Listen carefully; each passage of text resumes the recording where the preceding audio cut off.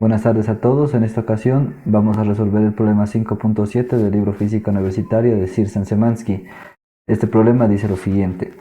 En San Francisco hay calles que forman un ángulo de 17.5 grados con la horizontal. ¿Qué fuerza paralela a la calle se requiere para impedir que un Corvette de 1967 con masa de 1390 kilogramos ruede cuesta abajo en una calle así?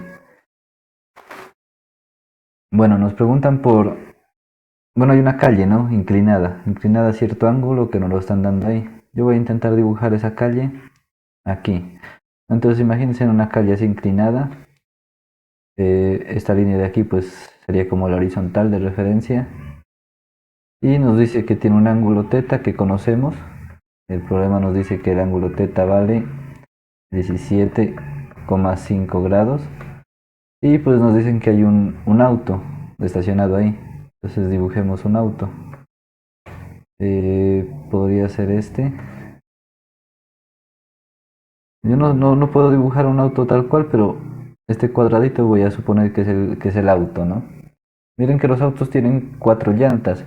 Entonces cada llanta que haga contacto con la superficie va a tener una fricción, ¿no? Entonces digamos, esta es la fricción de esa llanta, esta es la fricción de esta otra llanta, pero podemos sumar todas esas fricciones debido a todas las llantas y considerar que, pues al sumar todas esas fricciones, pues considerar una fricción total que va hacia atrás, ¿sí?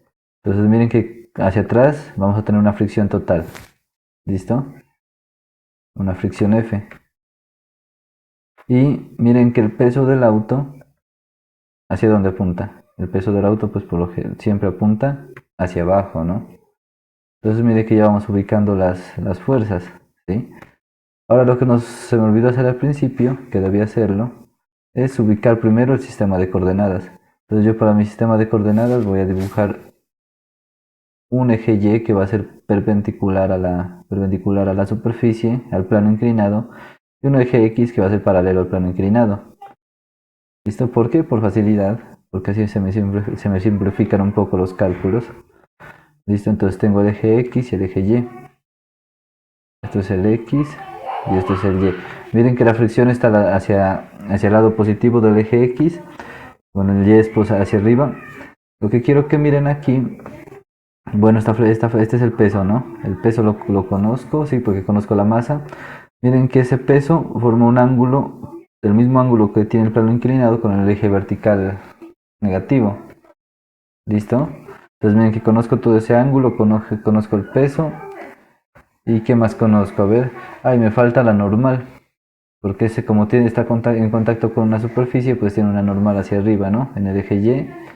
Podríamos dibujarla esta normal aquí. Así. Entonces esta es una fuerza normal debido a la superficie, debido a la carretera, ¿no?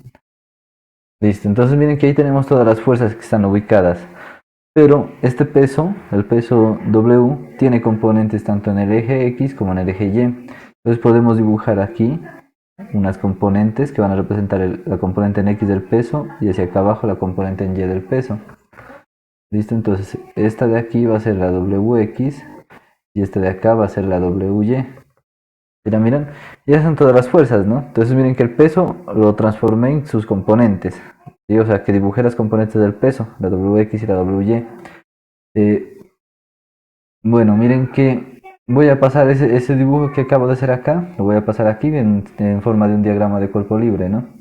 Entonces, uno lo que hace es aquí, diagrama de cuerpo libre, es pasar todo, convertir todo ese auto, que yo lo dibujé como un cuadro, convertirlo en un punto. Entonces este punto para mí representa ese auto, ¿sí? Ahora, ¿qué debo hacer? Ahora lo que debo hacer es dibujar el sistema de coordenadas que dibujé allá, pero ya visto como ya sabemos, algo así. Bueno, ahí me quedó feo. Entonces algo así por aquí, a ver, eso. Y este es el eje X. Lo voy a dibujar de nuevo tal cual, ¿no? Allá lo hice primero para que entiendan de dónde salía cada fuerza y por qué. Y aquí pues ya voy a dibujar las fuerzas así nomás, ya como las he explicado, ya sé que la fuerza de fricción, es esta, Ya sé que hacia acá abajo hay una componente del peso en y hacia acá abajo hay una componente del peso en x, hacia acá a la izquierda, perdón, una componente del peso en x, y hacia acá arriba está la normal. Entonces vamos a escribir, esto es la normal, esto es la normal, eh, esto es el peso, perdón, esto es la fricción, disculpen, esto es la fricción, este es el peso en y esta es la componente del peso en x. Y sabiendo que el peso, pues según el dibujo que tengo allá, estaba ubicado más o menos así respecto a este sistema de coordenadas. Entonces este sería el peso. ¿Listo? Este de aquí sería el peso. Eso. Este es el peso. Y yo sé que forma un ángulo θ. Y un ángulo θ. Miren, ya ubiqué todas las fuerzas en mis diagramas de cuerpo libre. Ahora, ¿qué debo hacer? ¿Cuál es el paso que sigue? Pues el paso que sigue es aplicar la segunda ley de Newton. ¿Listo? Miren que la segunda ley de Newton pues nos dice lo siguiente. Que la fuerza vista como un vector es igual a la masa por la aceleración. Y la aceleración es un vector. Como el cuerpo está quieto, o sea, el problema nos dice que el auto está quieto, pues que queremos impedir que ese auto resbale, ¿no? Que baje. Por lo tanto, la aceleración es cero, ¿sí? Porque está quieto, no tiene aceleración. Si la aceleración es cero, pues nos queda masa por, por cero, vector, ¿no? Porque la aceleración es un vector, entonces el cero también sería un vector. Y masa por cero, vector, es igual al vector cero. Listo, que en conclusión, pues tenemos que la fuerza neta, perdón, esto es la fuerza neta, sería igual al vector cero. ¿Y qué implica esto? Pues que la componente en x de la fuerza neta es igual a cero y que la componente en y de la fuerza neta es igual a cero. ¿Sí? Allá tengo las dos ecuaciones que voy a usar. La fuerza neta en y es igual a cero. Esas dos ecuaciones las voy a usar y ahorita lo que prosigue es armarlas. Entonces miren que primero voy a armar la fuerza neta en x. ¿Cuántas fuerzas hay en x? Pues hay dos, ¿no? La fuerza de fricción que apunta a la derecha y el peso en x que apunta a la izquierda. Entonces, como la fricción apunta a la derecha va a ser positiva para mí y el peso que apunta a la izquierda va a ser negativo y esto pues va a ser igual a cero. Miren que de acá ya pude concluir de que la fricción es igual al peso en x. Y ya con esto ya respondo el problema, ¿no? Porque miren que a nosotros nos están preguntando qué fuerza paralela a la calle se requiere para impedir que el Corvette de 1967 con masa de 1390 kilogramos ruede costa abajo en una calle así. Y pues la única fuerza que impide que ese auto se baje, que ese auto caiga, es el peso, es la fuerza de fricción, ¿no? Porque miren que si el auto está ahí, la gravedad o la fuerza de ese peso va a intentar moverlo hacia acá, ¿no? Pero la fricción se opone a ese movimiento y por eso el auto queda quieto. Entonces, ¿cuánto debe valer esa fricción para que el auto no se mueva? Pues debe ser igual a la componente en x del peso. Pero ¿cómo calculo esa componente en x del peso? La componente en x del peso, si se dan cuenta, de acuerdo a este diagrama, pues es el cateto opuesto de aquí, ¿no? De este triángulo que se forma, donde la hipotenusa es el peso, el cateto adyacente es el peso en y el cateto opuesto es w en x.